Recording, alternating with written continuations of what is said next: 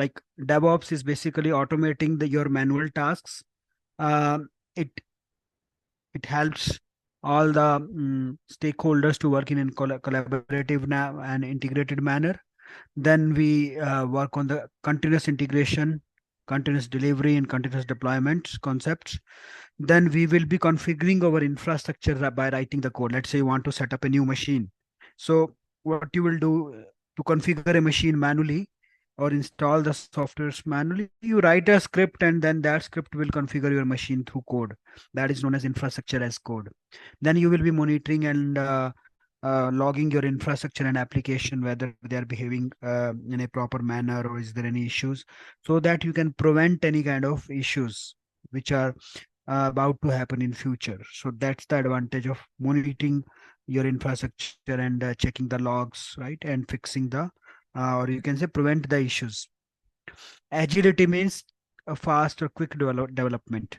You will deliver the product in a faster manner, right? It's based upon the concept of agile framework, right? Then DevOps talks about the collaborative culture, right?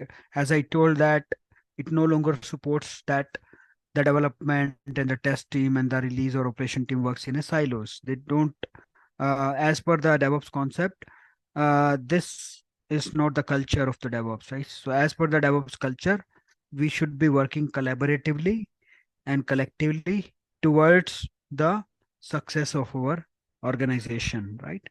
And it also supports the concept of scalability, right? Let's say you today you develop a product and that product is meant for, let's say, 10 customers or 10 people and users. Tomorrow the number of users has increased. How will you improve your infrastructure? How will you scale up your infrastructure, right? So that scalability, high availability, right, operability. So all these concepts, for that we will be using the cloud and infrastructure, right? So cloud helps us to auto scale our infrastructure, provision our infrastructure automatically, a pay as you go model. Rather than we set up a infrastructure at a physical environment, we just hire the resources from the cloud provider and we pay the rent on monthly basis, just like your monthly rent for your if you are staying for any accommodation, right? So the it depends upon the uses, right? How much resources you use in a month, you have to pay accordingly.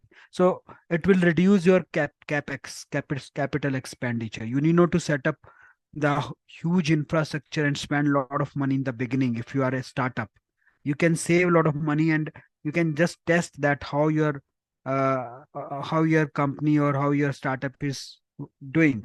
If you feel like we are doing good, later you can go ahead and set up your own infrastructure. But at the beginning, cloud helps you to provide you the ready-made infrastructure. You just log in, create your account, log into cloud and start using the resources, right? So that's helps you for this scalability, high availability, infrastructure provisioning, right? So these are the concepts we'll be covering when we learn the DevOps concepts and the cloud concepts.